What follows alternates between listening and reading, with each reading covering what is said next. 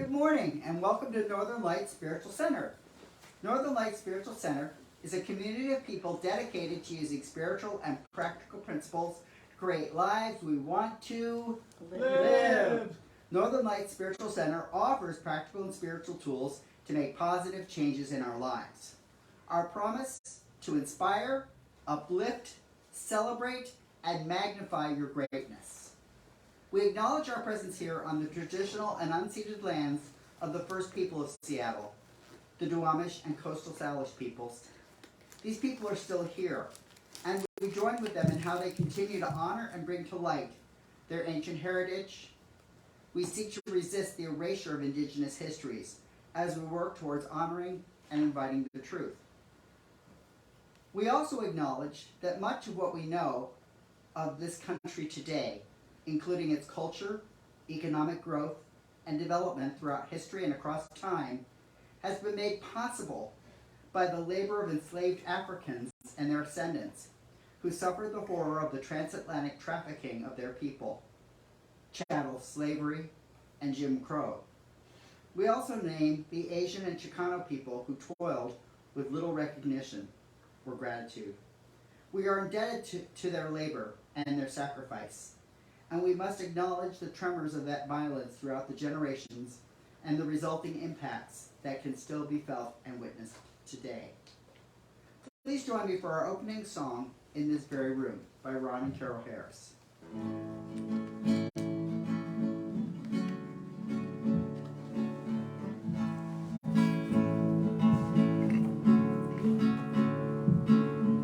In this very room, there's quite enough love for all the world. And in this very room, there's quite enough joy for all the world. And there's quite enough peace and quite enough power to walk through our every fear. For Spirit is in this very room.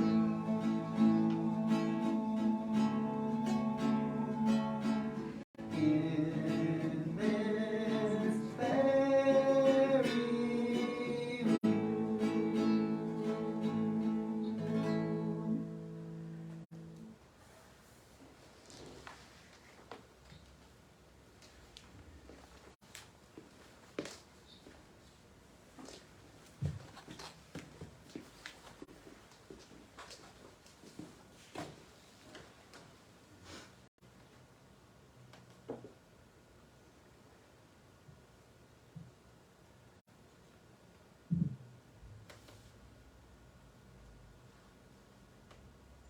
Now is the time that we normally set aside on Sunday mornings to center ourselves,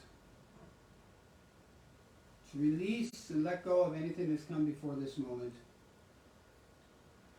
any little quirks or gremlins that may have come along and disrupted your morning.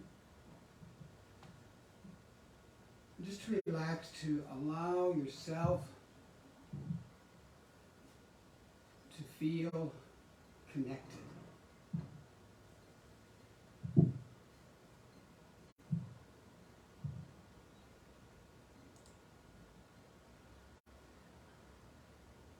And to connect yourself to the universe.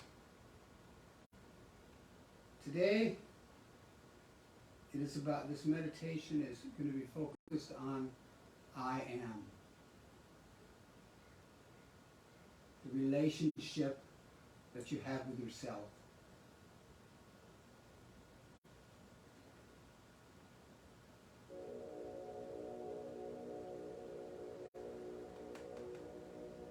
So as you have found a comfortable spot, allow yourself to just relax, relax. Take in a nice, deep, full breath allowing your diaphragm to fully expand.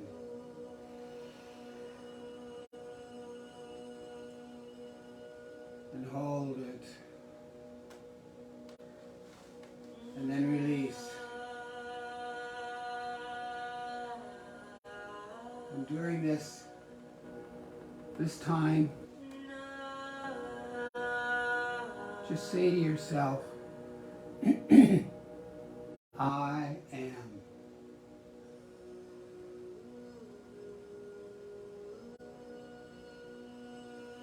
I am love.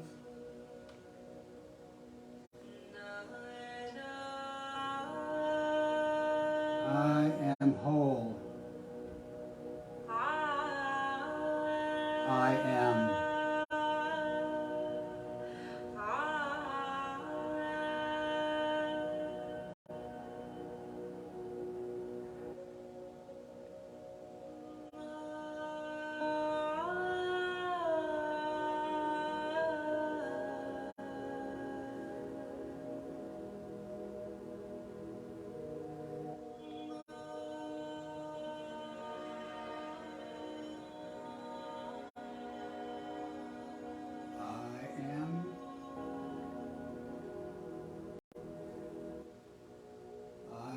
Love.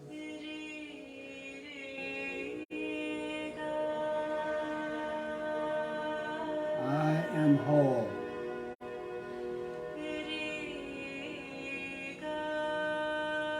I am.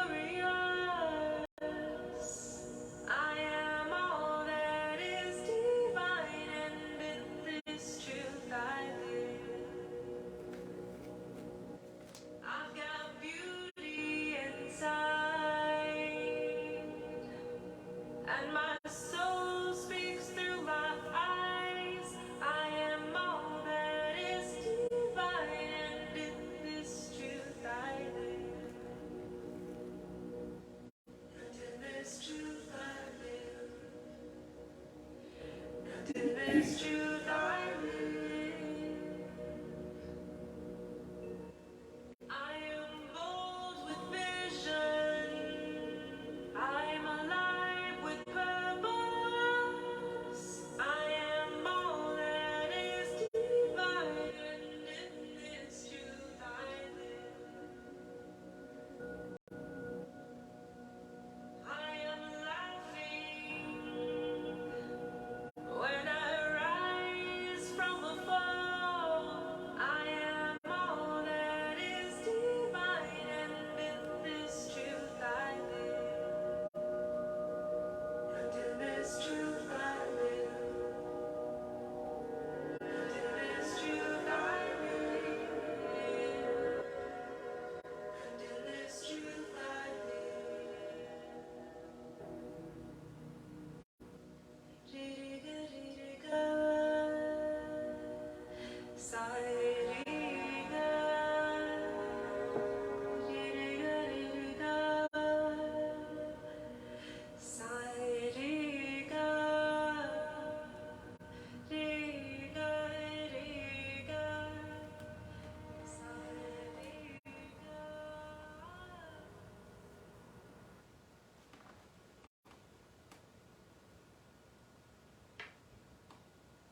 And in this truth I live. I am love. I am life. I am perfect. I am whole. Embrace yourself of that this week. And knowing that it is in this truth that you live. And so it is.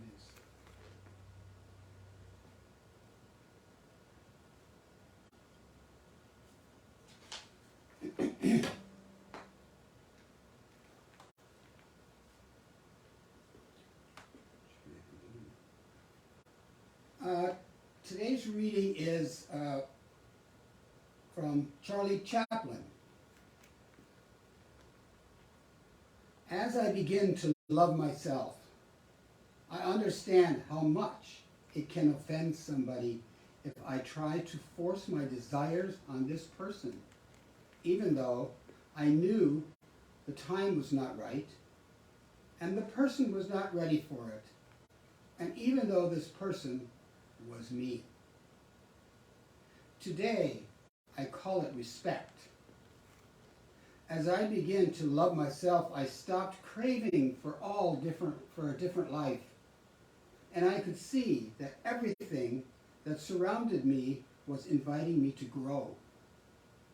Today, I call it maturity. As I begin to love myself, I understand that at any circumstance, I am in the right place at the right time, and everything happens at the exactly right moment. So I could be calm. Today, I call it self-confidence. As I begin to love myself, I quit stealing my own time, and I stopped designing huge projects for the future. Today, I only do what brings me joy and happiness, things I love to do and that make my heart cheer.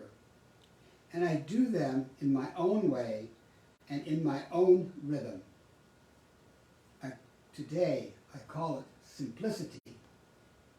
As I begin to love myself, I free myself of anything that is no good for my health.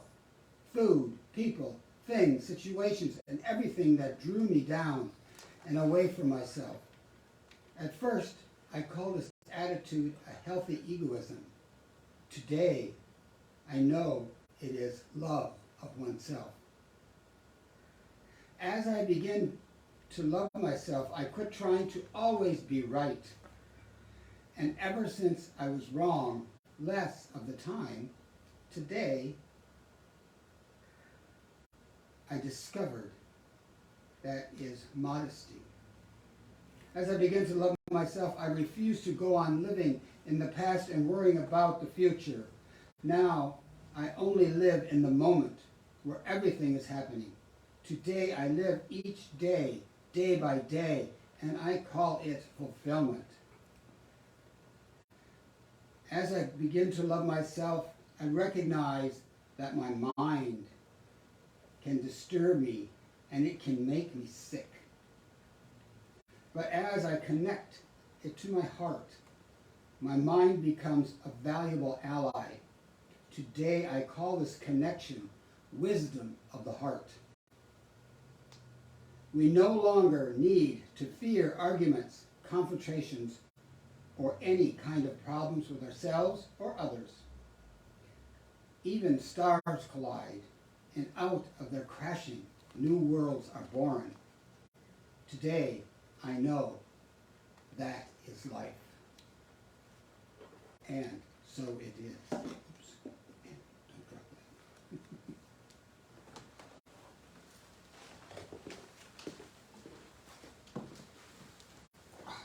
that. So, new month, and we have a new chant for the new month. I think it'll be pretty easy for people to catch on to it. I can love me, I can love you, I can love us, I can love all that is.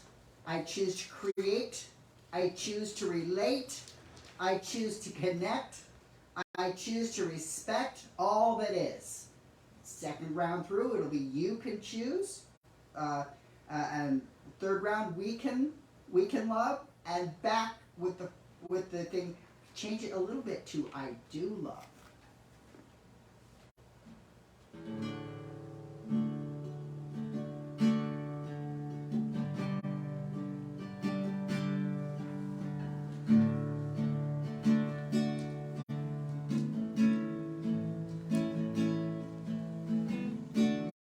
I can love me, I can love you,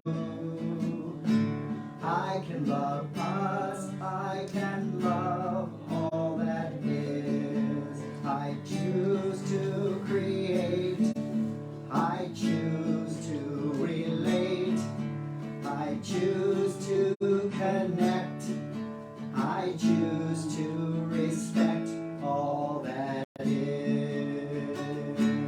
Now you can love you, you can love me, you can love us, you can love all that is. You choose to create, you choose to relate, you choose to connect, you choose to respect all that is. Now we change it to we. We can love me, we can love you, we can love us, we can love all that is. We choose to create, we choose to relate, we choose to connect, we choose to respect all that is. Now we come back to I, and this time we do it. I do love me, I do love you, I do love us, I love all that is. I choose to create, I choose to relate, I choose to connect, I choose to respect all that is.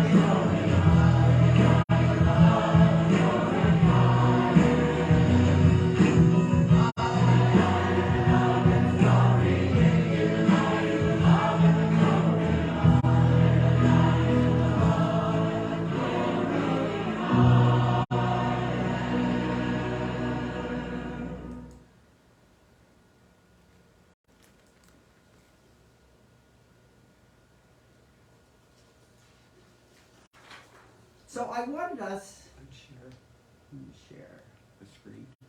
stop sharing. There we go.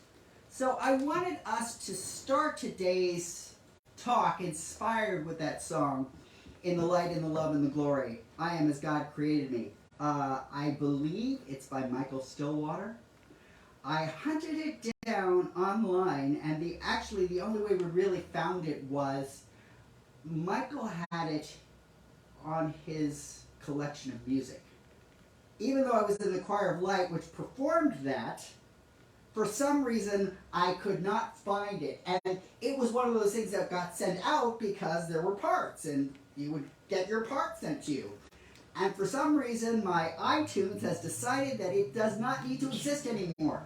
iTunes just makes an executive decision about what I like and what I don't like, and it gets rid of everything that it thinks it concludes. Anyhow, I am the light, the love, and the glory.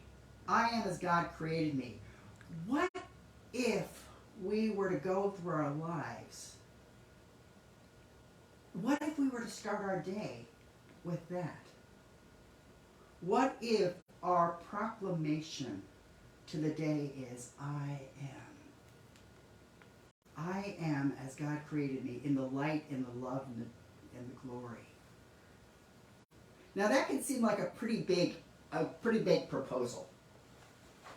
Today's talk is centered on the idea of loving ourselves. You may have noticed that I'm wearing something colorful. I'm wearing what's referred to as the TARDIS, which is an object and actually a character from a series called Doctor Who. And Doctor Who is a question that the universe keeps asking, because the way that the character identifies themselves is, I'm the Doctor.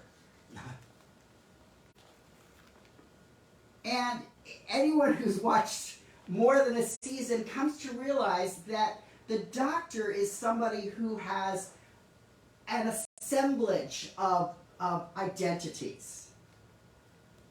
One of the first features about loving ourselves is about recognizing our identity. And I start with, and I very deliberately picked this shirt. I wanted to show up with the TARDIS on me because the TARDIS was something that moves the Doctor and moves the Doctor's companions through time and space. Time and relative distance in space, the TARDIS. It's an acronym. And at least as of the last rendition, they have had 13 different actors portraying the Doctor. And one of the things is that the Doctor goes through this process called transformation. Who the Doctor is at one point in time shifts to a completely different appearance, to a completely different voice, to completely different mannerisms, to completely different likes. And you may think, well, how does this show get away with this? I mean, when I was little, there was a show called Bewitched. And Bewitched had the main character, Samantha, who was a witch, who was married to a mortal. And she was married to this mortal named Darren. And the Darren at the beginning of the series was different than the Darren at the end of the series. And the Darren at the end of the series didn't look anything like the Darren in the middle. And it was one of those things, there was never any explanation. It was just simply, it was still Darren.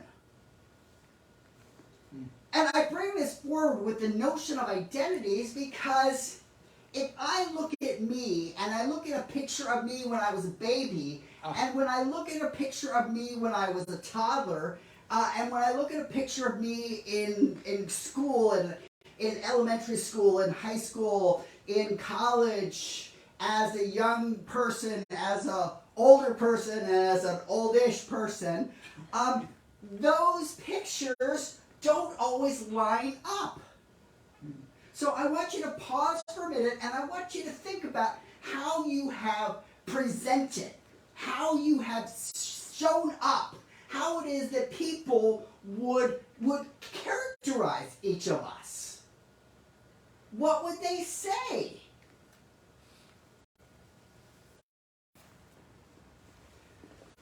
My suspicion is that who we are changes. Our identities change. Now, one of the biggest things that happened within the past several years is that the doctor, for many, many presentations, has had male gender. But in the most recent rendition of the doctor, she presented as female. And it's funny, you know, in some of the episodes, the doctor has even met themselves. Okay. The doctor has had a chance to see, and even the doctor who is showing up isn't always pleased with the doctor. So the doctor looks at themselves and is like, how did I get to be you? How did I become that? And even across characters that are slightly closer together. One of the doctors is really into bow ties, and he thinks bow ties are really cool. But none of the people around him think that bow ties are cool, because he specifically says, I'm wearing a bow tie, isn't that cool? And they're like, no, it's not. And one of the things that I want us to explore around identity is that there are things that sing to us. There are things that appeal to us. There are things that just jump out and make us excited to see them.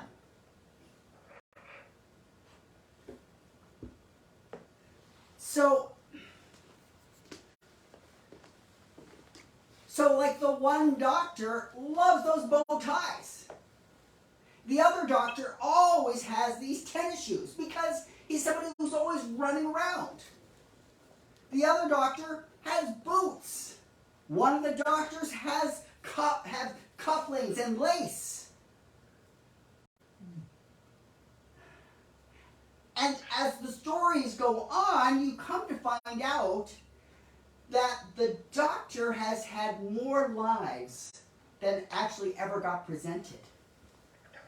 And I don't want to give too much away, but the fact is that there was parts of the doctor's very own life that were hidden from them.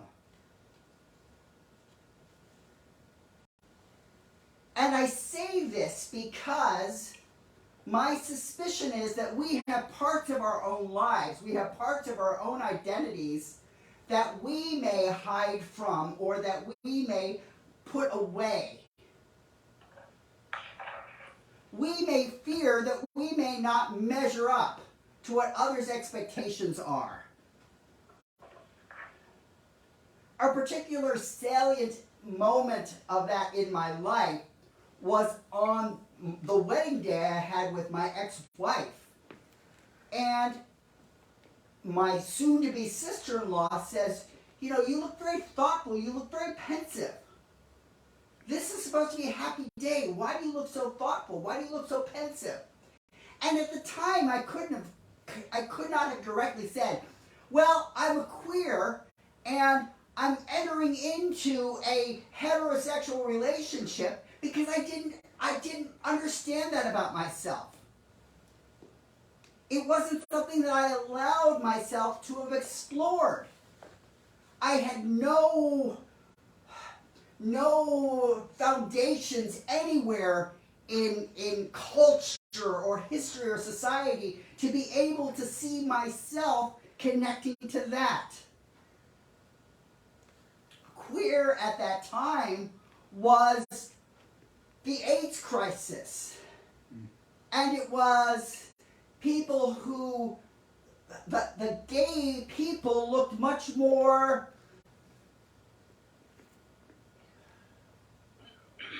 they didn't look like how I looked, and so I didn't know that I could actually be there.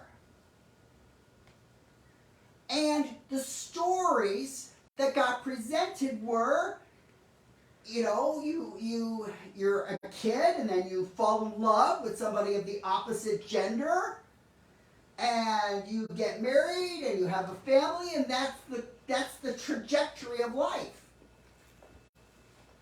So for part of my life, that was the identity. I bought into that story.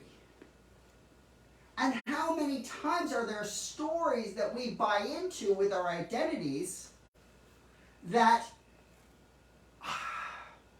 we try to cram ourselves into?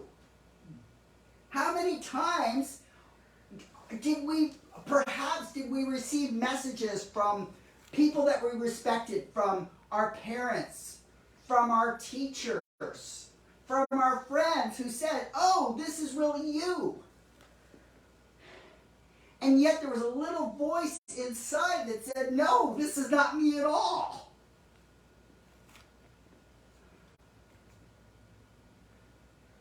So what I want to play with in terms of the notion of coming to love ourselves, the first step is to explore our identities. And I use the word identities rather than identity because I really think that it's pluralistic. I think that we can get ourselves trapped with the notion that there is one identity that we need to be. We may have heard ourselves praised for a particular way of presenting ourselves. And we think, "Oh, that's what I'm supposed to do because that's what really seems to make fireworks happen in the world. People see me like this, and people love me like this, and people want to be with me like this." And we can end up spending a lot of time trying to cram ourselves into that.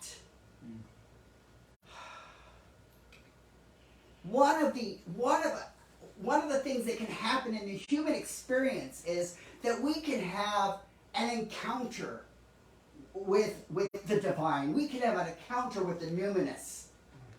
And it's this moment of stark clarity. It's this moment of openness. It's this timelessness. It's this expansion of all that we ever knew.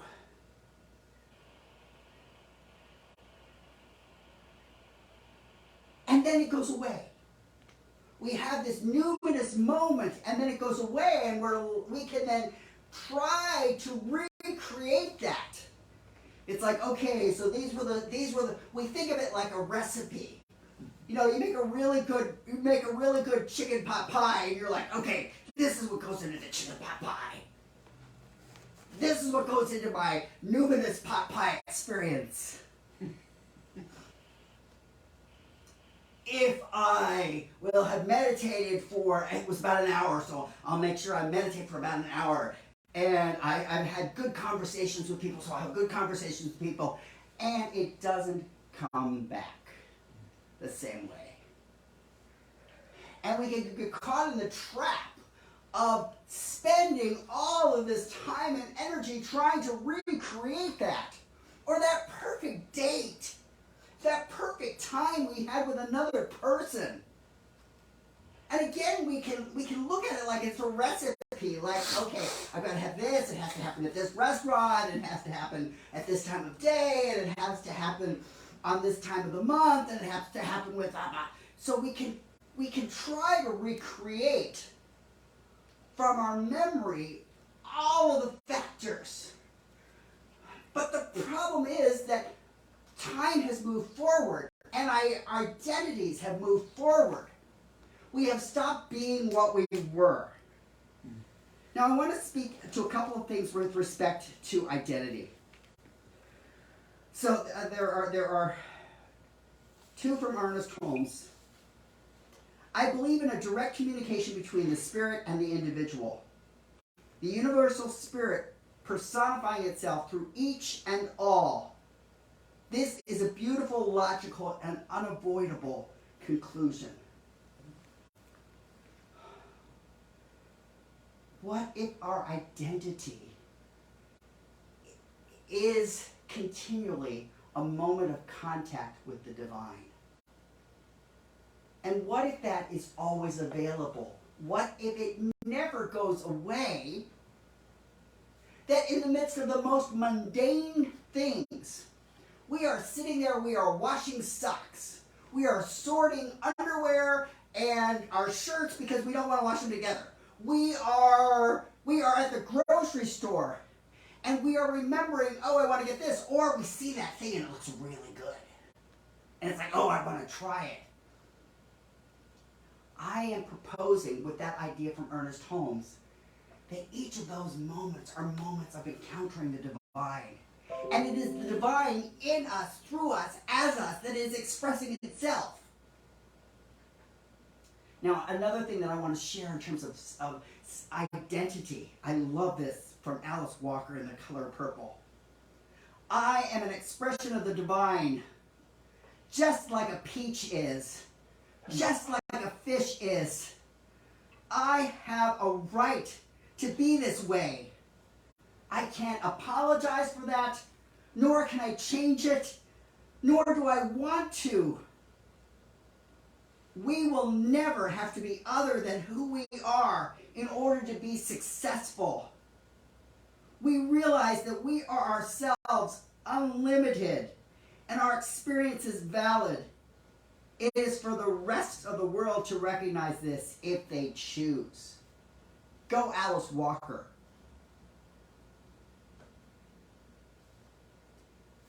And then the last piece that I want to kind of give as a little nugget for you to tuck away is this from this book that Ernest Holmes wrote in 1961. And it's not one that was on my Ernest Holmes bookshelf. And maybe it is for others, but it wasn't on mine. And it Ernest Holmes wrote, "For too long we have been dividing ourselves as well as the universe in what we have, in which we live into small unaligned segments. We have been so busy doing this that we have overlooked the fact that everything is part of one stupendous whole. We have separated the spirit from the world and the mind from the body. We have isolated living things from that which causes them to live. The stars and the atoms we consider apart from the purpose of creativity which creates and sustains them. All things, ourselves included, are some manifestations of life. Hence, all things have a direct relationship to life. And since life is all things, this relationship is direct and immediate." So, in terms of our identities, just like I'm wearing my Doctor Who TARDIS, embrace all of the identities that we have been. The character of the Doctor moves through all of time and space. And the Doctor embraces companions who journey with them. The Doctor embraces a whole variety of people. And the companions, sometimes they move on to other areas of their life. Sometimes they pass away and they die. And the Doctor is never unaffected by this. In fact, one of the things that keeps happening recurrently is the Doctor shows a genuine feeling for all of that. What if we give a genuine feeling for all of those who have been connected to our different identities? Rather than cutting ourselves off from that, what if we are to be able to step into the TARDIS of our own lives, into the TARDIS of our memories, moving through them, coming out and looking at them with perhaps a new sense of grace, a new sense of vision. That reading that Michael shared about Charlie Chaplin, the opening statement he makes is, when you try to force someone to do something, you know it's right for them, and you try to force them to see that, that's not respect. Respect is letting them be. And Charlie Chaplin realized that as an older man, that he had tried to push himself, he tried to make himself be something, and he realized that self-love was about simply letting the mistakes happen. So what if we journey back to our own memories and, instead of going there and saying, I wish you had known this. I mean, how often do we do that? We get in our memories and if I had only known this, then I wouldn't have done that. I wouldn't have gone this way. I would have gone that way. What if we go back to our memories and smile at ourselves? What if we go back and through our memories and say, I love you. The you that you were is perfect, and you are set up to learn exactly what you are needing to learn right here. Instead of, it's just an invitation. It's just an experiment. With science of mind, it's an experiment. What happens if we go back and love who we were, rather than to keep going back and judging it and saying, you were a stupid crap? What was wrong with you?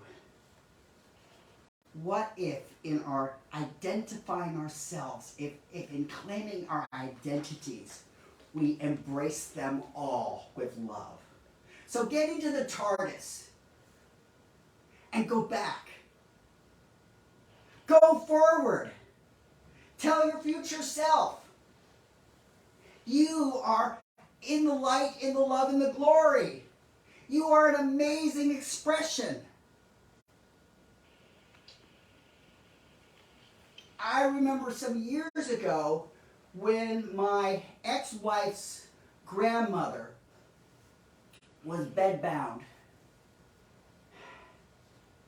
And her daughter was caring for her. My ex-wife's Aunt Mary Ann was caring for her. And the thing about Nanny was not a particularly warm, loving, huggy kind of person. She wasn't someone that you would point out and say, I want to be like that. Nanny had Aunt Mary Ann had 6 kids. And the third daughter, Nanny hated her guts. Nanny was just, was like always mean to Karen. And Karen never did anything, but Karen reminded Nanny of one of her sisters. Again, I say this because sometimes we think there's a certain way to be. But Nanny, at the end of her life, was not in a place where she could speak, was not in a place where she could move. But she was in a place where she could be the receiver of love.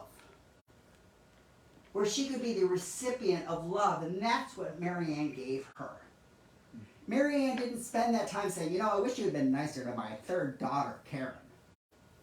I mean, I can picture myself, if I was getting in the TARDIS, that's what I would have found. My attitude would have been, well, you can really let Nanny know. You can really let Nanny know how she should have been. Again, my invitation is, what if we go into our memories and say, I look at that and I think about Mary Ann's loving care for her mom in a way that I couldn't have imagined when I was that age, when I was that time. But that's what Mary Ann had to give. So my journey in the TARDIS to Mary Ann is this loving expression. So even that worst memory, like I said, Nanny wasn't this sainted person. Nanny said it how she thought it was.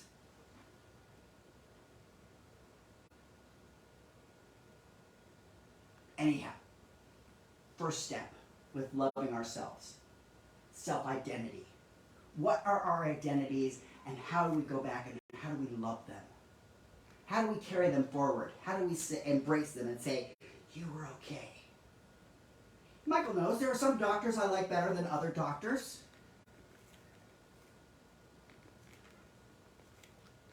Just like there are some me's that I like better than other me's.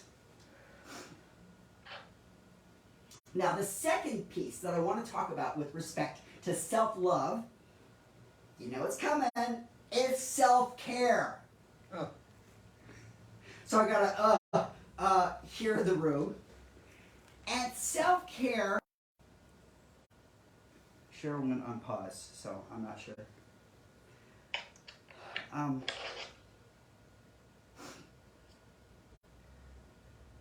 Self-care. How good are we at self-care? And this is not like a test to be able to say I'm good, I'm not good. This is an opportunity to be able to look at all of the places where we can give and lend self-care to ourselves.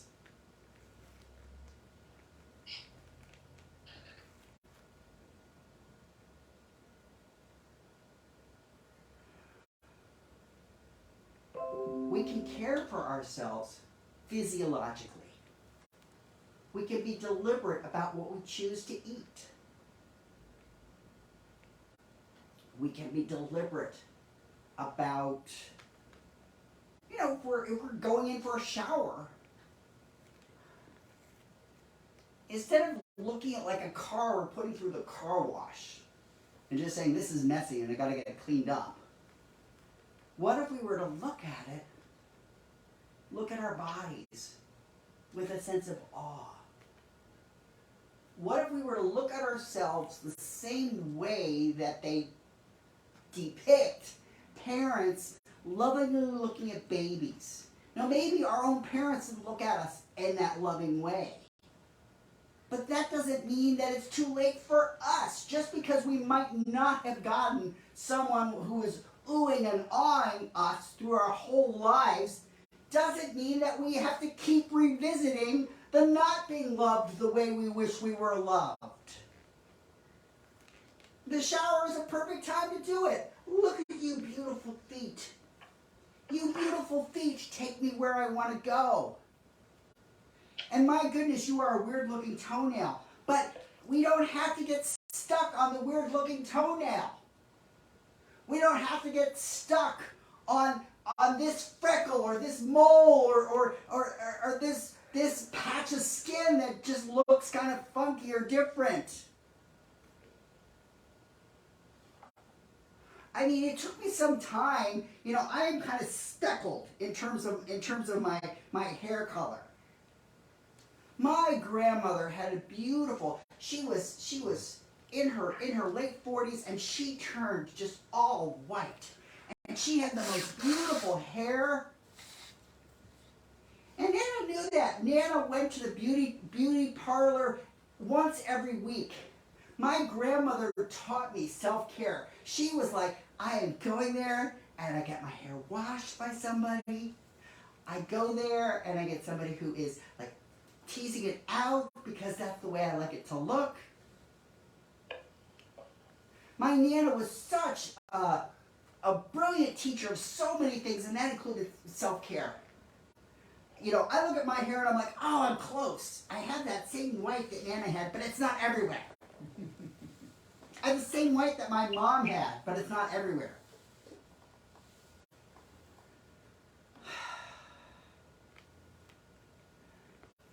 But what does it do me to say, look at that weird leopard-like look. Okay, so maybe I can embrace it. Oh, I have these patches of white.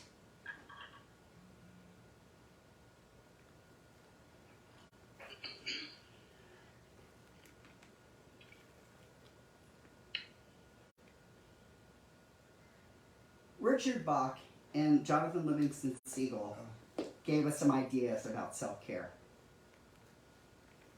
Don't believe what your eyes are telling you. all they show is limitation. Look with your understanding. Find out what you already know, and you will see the way to fly. Instead of our drab slogging back and forth to the fishing boats, there's reason to live. We can lift ourselves out of ignorance, and we can find ourselves as creatures of excellence and intelligence and skill. We can learn to be free. We can learn to fly. What if self-care is an opportunity to learn to fly?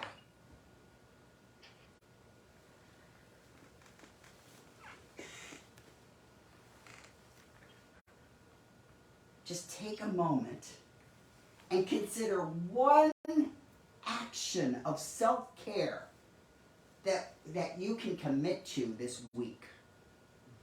One action of self-care. If there's a particular soda you love, can you commit to buying yourself that soda?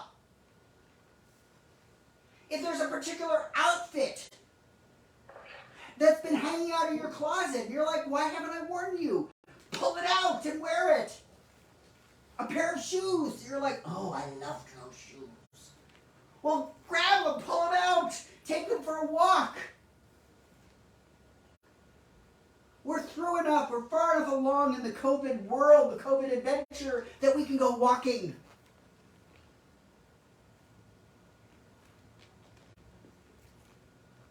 Commit to one action of self-care. The Torah talks about the body as a temple.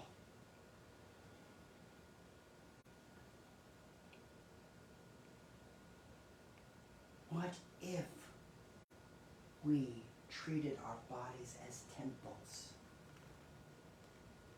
rather than garbage dumps?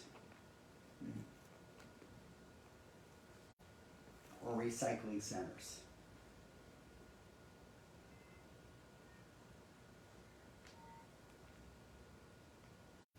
Try it on. Look at the body as a temple. Okay, now for the final piece in this mysterious way of moving through time and space and relative distance. Self-talk is a powerful, illuminating area to explore. Yeah. Watch our self-talk. Notice, how is it that we refer to ourselves? Are we like, oh, you genius, I love you? Or it's like, oh my God, you are so stupid. I just can't get this right. How are we talking to ourselves?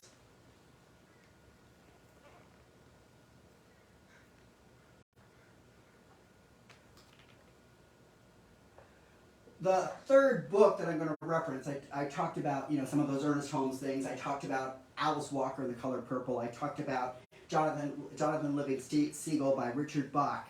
This one is much simpler in terms of self-talk. Walter, it's actually Watley Piper. That wasn't his real name. Watley Piper wrote a book that I'm sure most of us are familiar with in some shape or form, The Little Engine That Could. Oh. And there's even been movies and cartoons made of, I think I can, I think I can, I think I can, I think I can. The little engine is the model of self-talk. And when I was doing a little bit of research about this, who knew you could do research about the little engine that could? In its original rendition, the little engine that could is kind of like one of the stories from one of the Gospels. There were some big engines that were like, I'm not taking that train. I'm not taking that crap up the thing. I'm a big important engine. I wouldn't do that.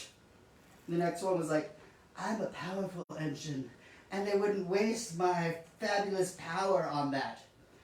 And these characterized engines were both identified male. But the little engine that could was identified as female. And she was the one that was like, okay, I can take your toys. I can take your good food. I'll take it. I haven't done it before. I've never been up that hill. I have never been up that mountain. I have spent my whole life in the switch yard, changing out where the trains on which tracks go. Really, like how many times do women get stuck in the position of just doing all of that menial crap that men couldn't be bothered with, but the whole world depends on it. If it doesn't happen, the rest of the world would fall apart. And we know that from COVID. The only people that had to keep going and doing things were the service providers, the people in the hospitals, the people in the stores, who were there to unload stuff from trucks and get it on the shelves so that people could continue eating. The little engine, I think I can. I think I can. I think I can. I know I can. That's what it shifts into. It's not just that self-talk of I think I can. It becomes I know I can. What is our self-talk?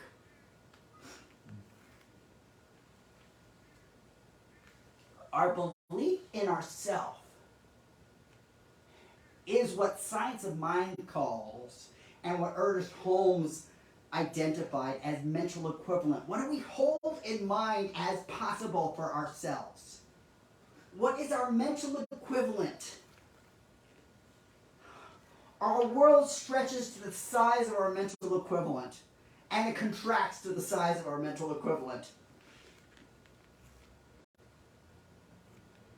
There's a Harry Potter movie which we're not showing this summer. It's the Fantastic Beasts. Oh. And one of the beasts that gets away is a beast that can take on gigantic, enormous proportions. And it can also be shrunk down to the smallest of all things. And I'll look for a portion of the film and put it online so people can watch it, because it really is astounding. That in order to catch it, they have to find a teapot. Yeah, they have to find a bug. So they grab the bug and they get it in the teapot, and this enormous creature is diving into the teapot, and it just keeps going, and it just keeps going, and it keeps going. And Newt then taps it with the lid of the teapot. And it is all there. And my invitation to us is that our own self-talk is as aggrandizing or as limiting as that. What do we want to choose? You know, in my song this month, I specifically talk about I choose to create, I choose to relate, I choose to connect, I choose to respect all that is. What do we choose? What words do we choose to come out of our mouth? What words do we choose to inhabit the hallways of our minds? If we catch ourselves in a critical moment, we can pause and say, is this criticism advancing me, or is this criticism compacting me? I used to have a kind of, this was about as close to an argument as I would have with my mom. She would you should do this way. This would be better. And I'm like, one point I finally said, would you stop criticizing me? It's really hard for me to do anything because I feel like any direction I take, I'm going to be criticized. And her innocent response and her intention was, Well, I just wanted you to be the best. But I wasn't getting or owning the intention. I was owning the impact. The impact is no matter what you do, you're never good enough. The big thing I learned in identifying and understanding racial equity work. I, as a white person, can have all kinds of great damn intent. But if I keep doing things that are racist, then it doesn't matter cahoot what my intent is. What matters is what my impact is. So the intent behind our self-talk might be, I just want to make myself better. But is the impact making us better, or is the impact squishing us into the teapot? Are we taking our magnificence, our glory, and are we minimizing it? Or are we magnifying it? And we can learn all that with our self-talk.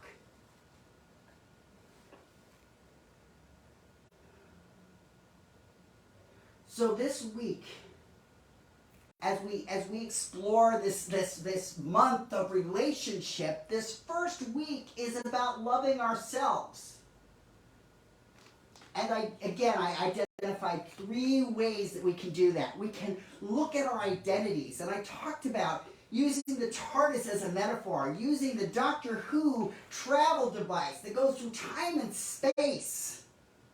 Can we go through time and space, and can we revisit our past and let our past self know? Can we let our memory know, I loved you even when at the time in the moment I thought you were a twit? Can we reconstruct that moment? Now, one of the things about the TARDIS is he's not supposed to go back and meet himself, but the thing is, the Doctor does go back and meet himself. They're not supposed to, but they do. So I'm saying you might have been told not to do it. One of the things about Science of Mind is always about looking forward. But sometimes we're not going to get forward when we're like, in the story of Scrooge, the character Marley is always dragging chains behind him. How many chains are we dragging? And if we don't turn around and cut them, we are still going to be dragging them. And we have the power. The power of the Science of Mind is that we can go back and we can cut those chains away. But we don't do it by just saying, oh, they're gone. That's a magical process called spiritual bypass. I'm all good. I was all good. I was always all good. I love me. That I love me is very likely to be a facade. And spiritual bypass is a facade. There's an element, and I say this as a therapist, and I would probably completely piss off my teachers in ministerial school, because I did not want to let go of what I knew as a therapist. Sometimes we have to revisit things. Sometimes we have to say to those things, you have no power over me. You'll notice that self-talk. So get in the TARDIS of our own lives and revisit it. Pick a memory where we have looked back and we've been critical, and change it. Change it to say, what did I get out of you? What did you teach me? It was very powerful for me to look at that with my relationship to my ex-wife. What I got from going back and looking at it is that my ex-wife challenged me to be more powerful than I ever could have been on independently. Michael knows this. If I don't really have a preference, I'm like, I don't know. The two of us at dinner, I mean, one of the best things about this meal plan we have is that we've got meals. And it's like, oh, so we've got limited meals. It's rather than this like open-ended thing. Me going to a restaurant, disastrous. It's like it can take me 45 minutes just to pick something. My being with my ex-wife turned me to asking, what do I want? What am I willing to pursue? Because she was very clear. My little sister was very clear. My dad had won for us at this amusement park. he had thrown this thing and he'd gotten this prize, and it was going to be a big prize, and I thought I was going to be the one to name the prize, because that's why we were there. And I'm looking at all of the things, and I'm just looking, and I'm looking at my sister. It was just like, I want the purple pussycat. And the person heard my sister and grabbed the purple pussycat, and my whole mouth.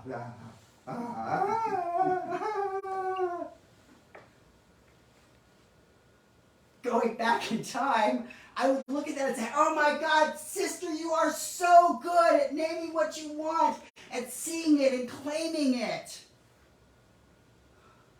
I had to go through and marry a woman who ended up being lesbian. Surprise, surprise. For me to recognize, oh, maybe one of the things was I was queer and I didn't know it. One of my identities was completely like oblivious. Oblivion. Go back and thank and encourage. Remember the self-care. Take some time and just find a part of your body that you might have been like, you're there. You're kind of a necessary thing to carry along. We are given this body temple. Celebrate it. If that means the outfit, if that means the shoe, if that means a particular food, if that means a particular drink, celebrate it. Give it self-care. Go get a massage. Give yourself a massage. Massage that toe that you never touched because it looks so icky. And finally, examine and explore the self-talk. What do we say to ourselves customarily? And we can do this magical thing that you've heard me talk about many, many, many times. The notion of, doctor, I just can't get out of the house. I'm too afraid. I just can't do it. Stop it. What do you mean stop it? Don't you need to know the story? No, I don't need to know. I can cure it in 2 words. Stop it. With this self-talk, if we catch ourselves, just tell us, stop it. Look at that. Look at that self-talk. Look at that habit. Stop it. But do I need to know where that habit comes from? No, you don't need to know where the habit comes from. You can just say, stop it. Enough. I've heard you. You are on auto repeat. You are on autoplay. I've recorded you, and I'm recording every episode of, you're not enough. You're not good enough. You're not happy enough. You're not this enough. You're not that enough. You're not enough. Stop it.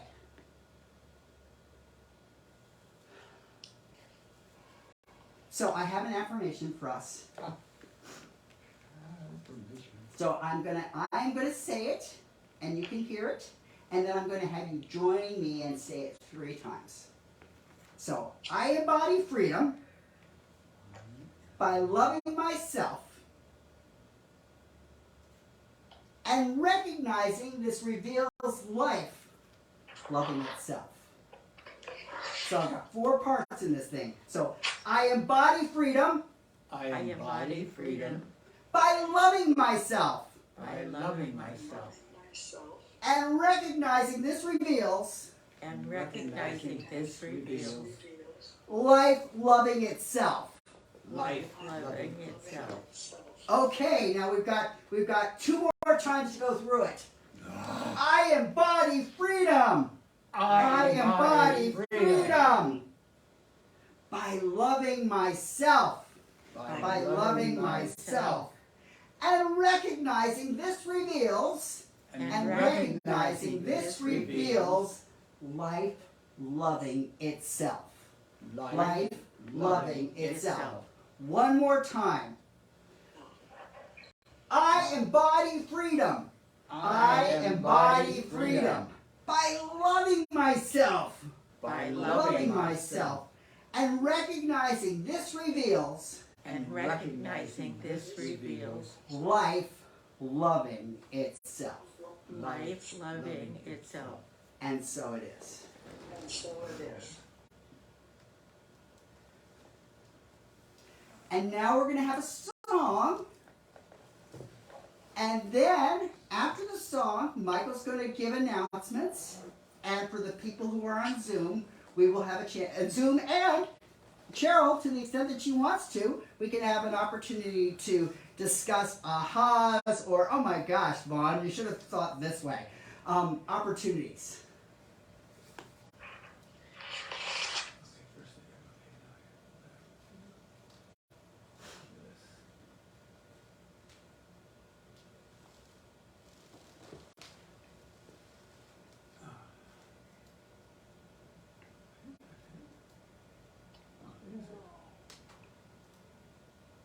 I am what I am. I am my own special creation. So come take a look. Give me the hook or the ovation. It's my world that I want to have a little pride in. My world, and it's not a place I have to hide in. Life's not worth a damn till you can say, I am what I am.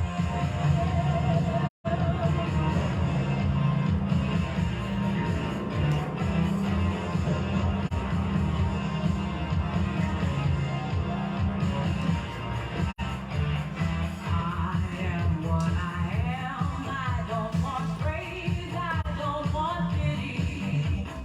I bang my own drum. Some think it's noise. I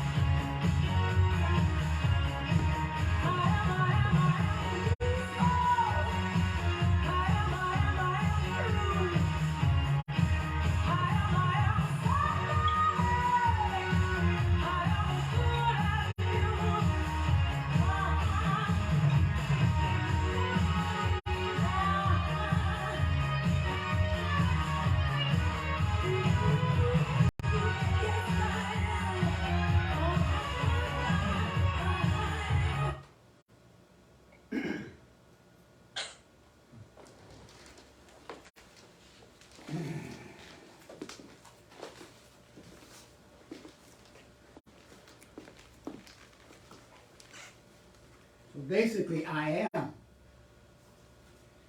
I want to thank Reverend Vaughan for. Oh, come on, I'm looking at myself. Oh, I don't know. Something happened. For this talk, it brought up a lot of different things.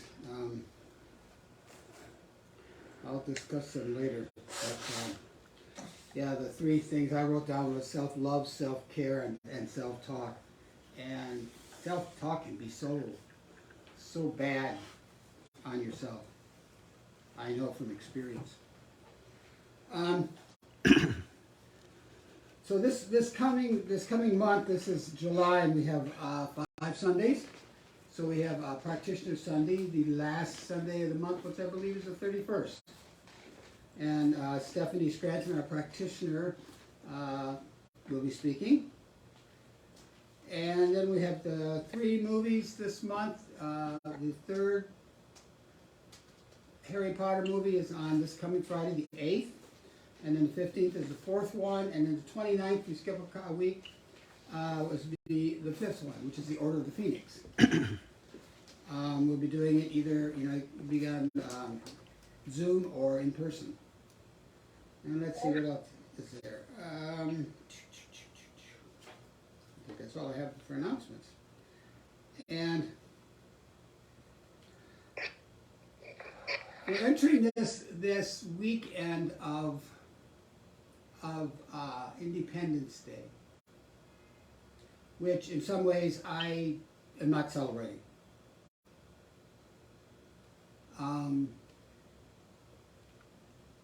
Because certain rights have been taken away, I do not find a cause to celebrate this Independence Day. I do appreciate the freedom that I have, the freedom that I can be who I am and who I came here to be, and to live in this country where we do have a significant amount of freedom as opposed to other countries. But I need to stand up for certain things, and that's one way I can rebel. Because sometimes I really enjoy being a rebellious little brat. And so, with that, I just want to thank everyone for being here. Thank everyone who has ever been here, who has ever been connected to Northern Lights Spiritual Center. For it is by your presence, either past, present, or future, that we exist, that we are here, that we have this sacred ground that we can worship on, if you choose to call it that, or we can gather together as a community. Today we're doing it in 4 different ways. We're doing it in person, we're doing it on Zoom, we're doing it on Facebook, and we have a FaceTime person. So it gets a little complicated, However, we're connecting, and that's what community is all about for me. So I give thanks for this day. I give thanks for Reverend Vaughan's talk. I give thanks for the presence of the divine in, around, and through each and every one of us. That we are the divine expressing here on this earth. Whether you believe it or not, you are the divine expressing. And so I give thanks for that. I give thanks for that knowledge. I give thanks for that self-talk of knowing who you are and who you came to be. And so with that, I give thanks, and I release it into that automatic action of the law, because the law does exactly what it's supposed to do. And so it is. And now we have a telephone.